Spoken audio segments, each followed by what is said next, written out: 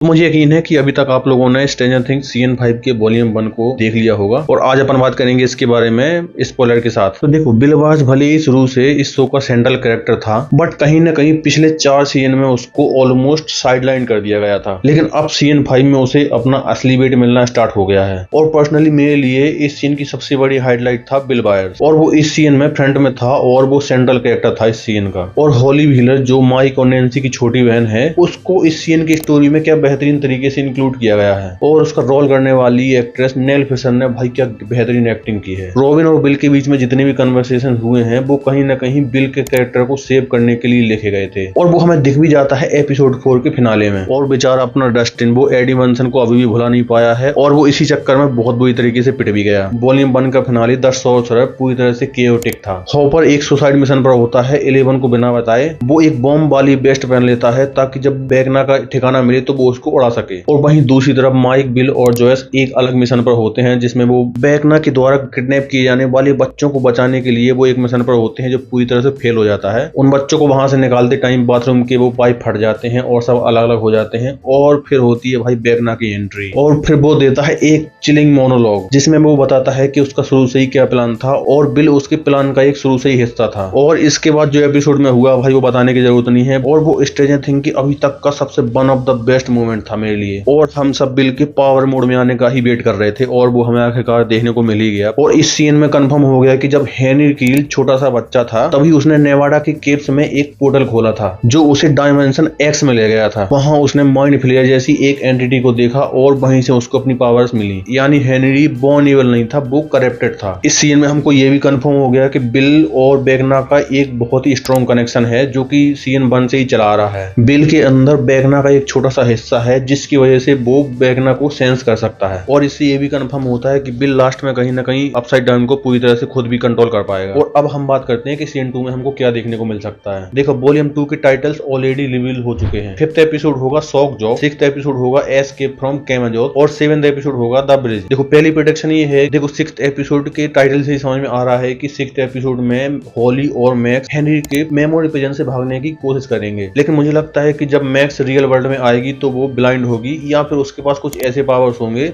जिससे बैगना के साथ लड़ने में टीम की हेल्प करेगी। दूसरी प्रेडिक्शन है कि स्टीव की डेथ हो जाएगी। वॉल्यूम 2 में या फिर फिनाले में स्टीव की डेथ होने के बहुत ज्यादा हाई चांसेस हैं। वॉल्यूम 1 में जोनाथन, नैन्सी और स्टीव के बीच में एक लव ट्रायंगल जैसी सिचुएशन बन रही है और जोनाथन और नैन्सी के बीच में भी काफी टेंशन बनी हुई है, और इसी बीच स्टीव भाई हीरो बनने की कोशिश कर रहे हैं। बहुत ज्यादा हाई चांसेस हैं कि स्टीव नैन्सी या फिर डस्टिन में से किसी एक को बचाते हुए भाई खुद का सैक्रिफाइस दे देगा। तीसरी प्रेडिक्शन है बिल वर्सेस बैगना। भाई इसमें मुझे हैरी पॉटर वर्सेस वोल्डेमॉर्ट जैसी फीलिंग आ रही है, क्योंकि हैरी पॉटर के अंदर भी वोल्डेमॉर्ट का एक छोटा सा हिस्सा था और यहाँ भी बिल के अंदर एक छोटा सा ब्लैक सब्सटेंस जो कि बैगना ने डाला था वो अभी भी उसके अंदर मौजूद है। देखो, अब जबकि बिल सॉर्सरर बन चुका है तो 11 रियल वर्ल्ड में फाइट करेगी और बिल कहीं ना कहीं बैगना से एक मेंटल फाइट करेगा। देखो, 4th प्रेडिक्शन है द टाइम जंप। फिनाले का title the right side up ये सजेस्ट करता है कि लास्ट में हॉकिंग सिटी ठीक हो जाएगी या फिर अपसाइड डाउन और रियल वर्ल्ड दोनों आपस में मर्ज हो जाएंगे। और कुछ थ्योरी तो ये भी सजेस्ट करती है कि सीजन के फिनाले में टाइम ट्रेवल भी इन्वॉल्व हो सकता है और सब कुछ 1983 में रीसेट हो जाएगा बिल के किडनैप होने से पहले। लेकिन भाई इसके होने के चांसेस काफी कम है। तो भाई आखिर में मैं यही कहूंगा कि डफर ब्रदर्स ने ये दिखा दिया है कि एक परफेक्ट शो कैसे बनाया जाता है जिसमें science fiction, mystery, thriller, fantasy, emotion, legacy कैसे क्रिएट की जाती है। डफर ब्रदर्स ने इस सीजन में भी कोई कसर नहीं छोड़ी है। इमोशनल डैमेज से लेकर भाई प्योर हॉरर तक एक्टिंग टॉप नॉच है, बीएफएक्स सिनेमैटिक लेवल के हैं और सारे एपिसोड कहीं भी बोरिंग या स्लो फील नहीं होते हैं। तो भाई अब तो वेट रहेगा 25 दिसंबर का कि 25 दिसंबर कब आती है। तो भाई आपने वॉल्यूम 1 देख लिया तो कमेंट करके अपना एक्सपीरियंस जरूर शेयर करना और मैं मिलता हूँ किसी नेक्स्ट वीडियो में। तब तक के लिए बाय।